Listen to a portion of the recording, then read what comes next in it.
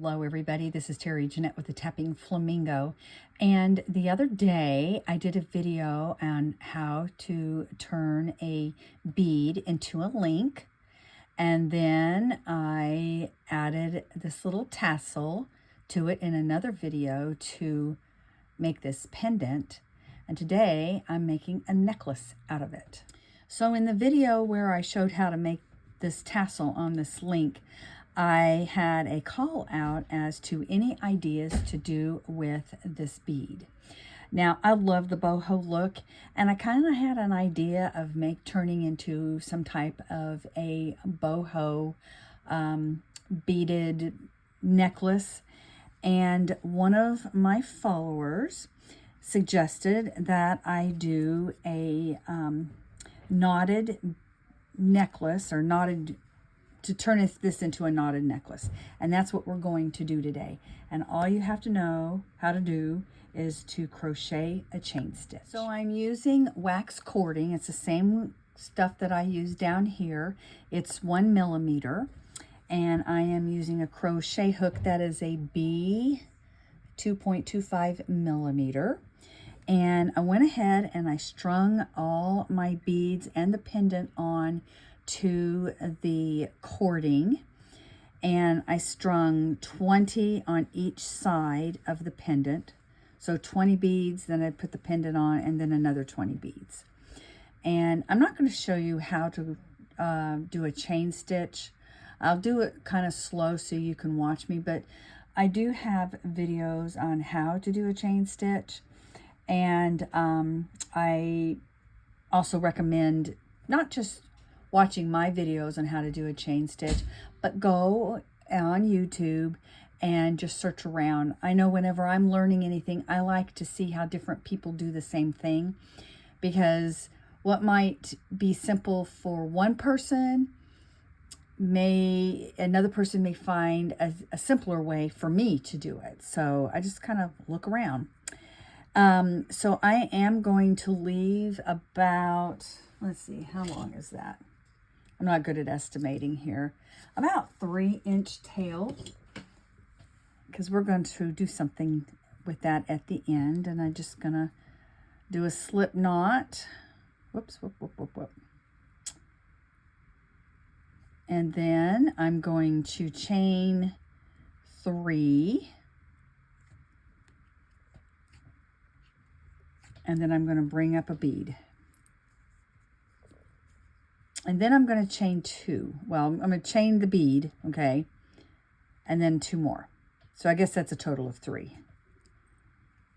Okay, so I'll show you this again. Bring up the bead.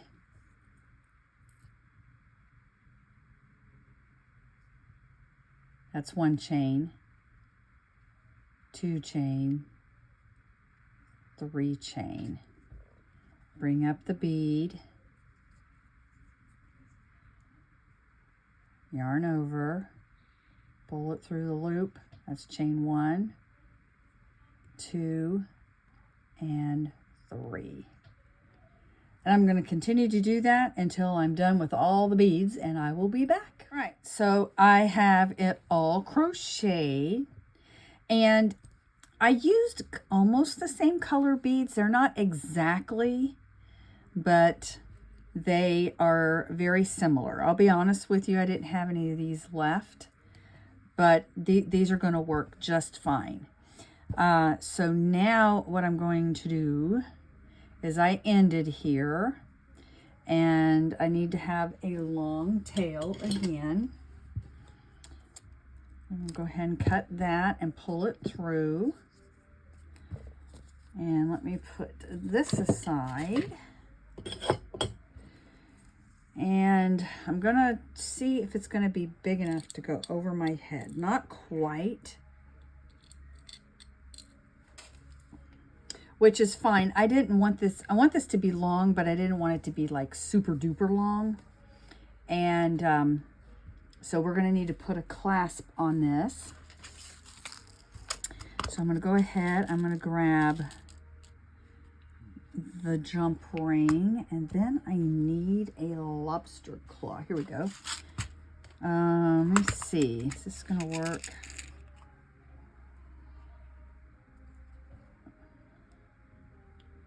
Yeah, I think that's going to work.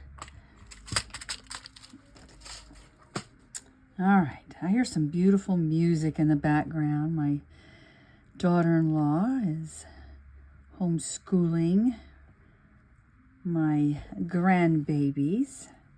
Sounds like they're listening to some beautiful music. All right, so all I'm going to do is I am going to put the lobster claw on there, and then I'm going to tie this several times. I want to make sure that knot is as close to my stitches as possible.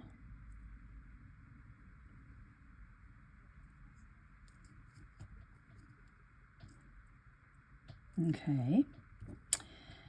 And I'm going to tie at least one more knot. Just want to make sure it is good and secure there.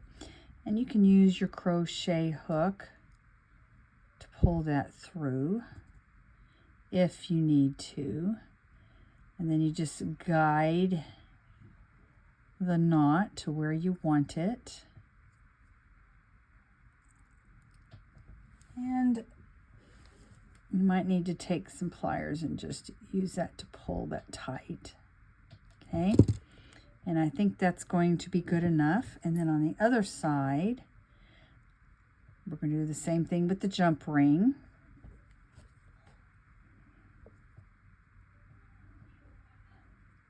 All right, let's see. And again, I want this as close to my stitches as possible. Like so. And I'm going to go ahead and unhook this. There, so I can kind of see what I'm doing better. I got a little bit of a gap there that I really don't want. I mean, it's okay. I don't know.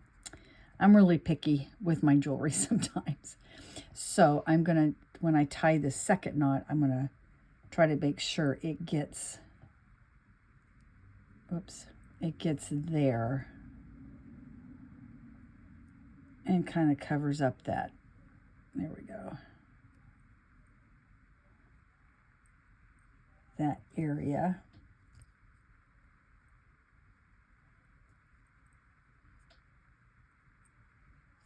And I may tie one more knot. Maybe. Will I tie a knot?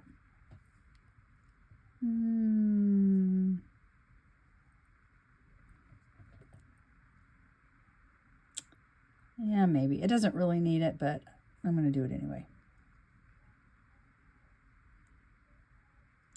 And then, once I get these knots not tight, I'm going to trim these a little bit. I want them to be even.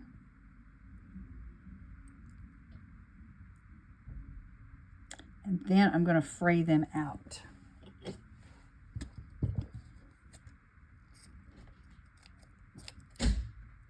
Boy, those scissors aren't sharp.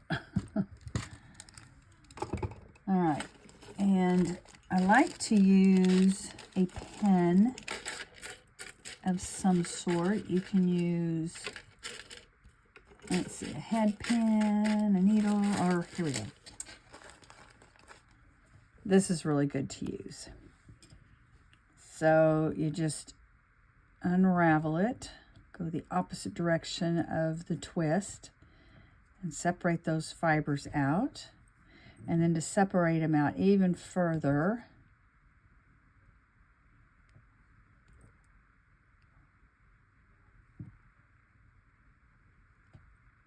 you can use this to comb them out.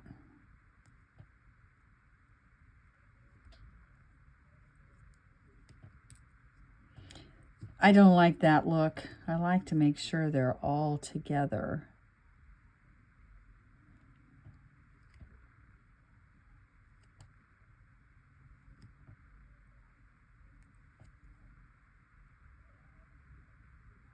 Anyway, I'm going to continue to mess with both of these, and then I'm going to trim them down, and I'll be back to show you the finished necklace. All right, I have it all done. This is what the ends look like. But you really won't see that unless you have short hair or you have your hair pulled back. It's just, I don't know, I like the little tassels on there. Kind of mimics the tassel down here. And I'm loving the way this turned out. I am really bummed, though, that I have nothing. Well, wait a minute. I actually may have something this will go with. I have to check that out. But didn't that turn out nice? All of you out there that love the boho look, let me know what you think of this boho piece. And thanks for joining me. Y'all have a great day. This is Terry Jeanette with the Tapping Flamingo signing out for now. Bye-bye.